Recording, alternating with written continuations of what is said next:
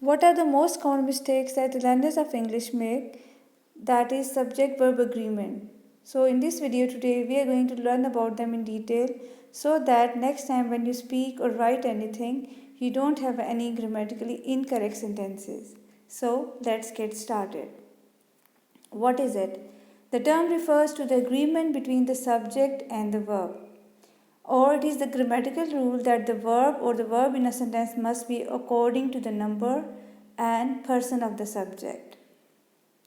So the question arises, what is a subject?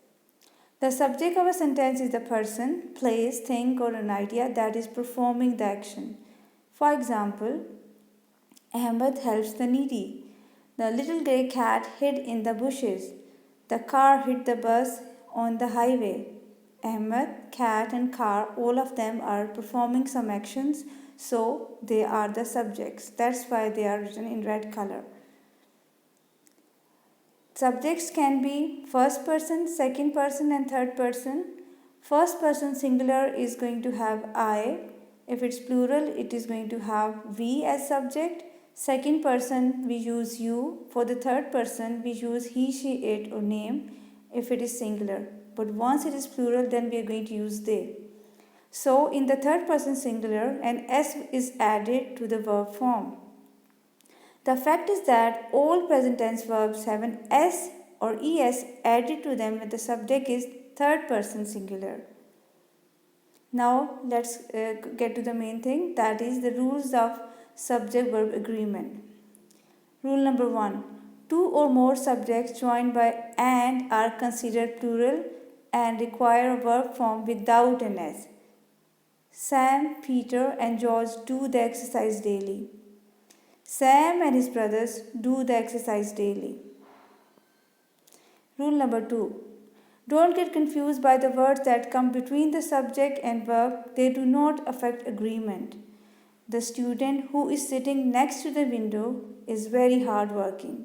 So here in this sentence, who is sitting next to the window?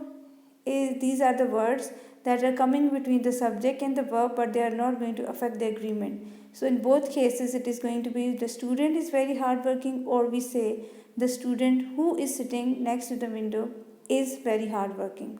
In both cases, verb is going to be the same. Also, don't get confused by the prepositional phrases that come between the subject and the verb. They also don't affect the agreement. For example, the students of the last semester are attending the lecture. Of the last semester is the prepositional phrase that is coming between the students and are. Either we use it or we don't use it. The subject and verb agreement is not going to be changed. So, student are is going to be used in any case. Number 4. If a subject is modified by the words each or every, that subject is singular and will take a verb form that ends in S. Each boy and girl paints a beautiful portrait, each taken as singular. Rule number 5. If plural subjects are joined by or, nor, or but the verb must only agree with the subject that is closest to it, that is nearest it. Either boy or girl paints a beautiful portrait. Neither the boy nor his friends paint a beautiful portrait.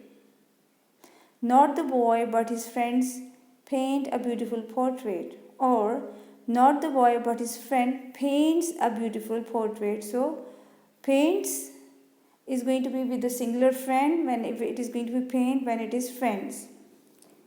Rule number 6. The verb is singular if the two subjects separated by and refer to the same person or thing. For example, red beans and brown rice is my brother's favorite dish. Rule number 7. Indefinite pronouns are usually considered singular and take a verb form that ends is S. For example, someone is knocking at the door. The same is the case with other indefinite pronouns like somebody, something, everybody, everything, everyone, each, nobody, and no one. Rule number 8. Collective nouns like class, team, flock, crowd usually take a singular verb form. For example, the football team is playing in the ground. The army is practicing. The class is missing the lecture. So all of them are having is, they are taken as singular, and all of them are collective nouns. Another important rule is that titles of the books, movies, and novels are treated as singular and take a singular verb. For example, Salt and Saffron is my favorite novel. The Hollow Man is written by T.S. Eliot. First one is the example of a novel, second one is the example of a poem. Number 10. A pair is a singular noun and takes a singular verb. Pair is the singular subject in this sentence. His old pair of socks is torn. Pair of socks, we cannot say are torn, it is always going to be is. In the same way, a bunch of, a group of, or a set of, all of them are going to have the same rule. Number 11. The phrase more than one takes a singular verb. More than one car is involved in the accident. Number 12. Connective phrases such as along with, coupled with, accompanied with, added to, all these phrases are usually set off with commas. Water as well as oil is a useful source of energy. So water is, or as well as oil. So as well as oil is not going to affect the subject verb agreement. Plural indefinite pronoun subjects take plural form: several, few, both, many, etc. For example, both make a lot of effort for the progress of the company.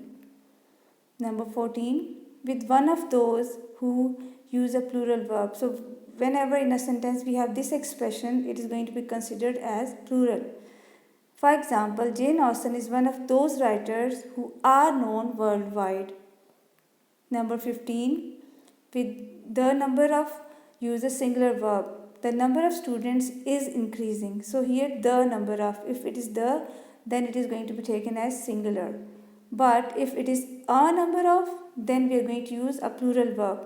A number of people donate blood every day or every month. So its difference is there with a number of and the number of, and you have to remember that.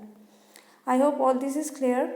Thanks for watching the video, and next time when you write or speak anything, try to follow these rules. Take care.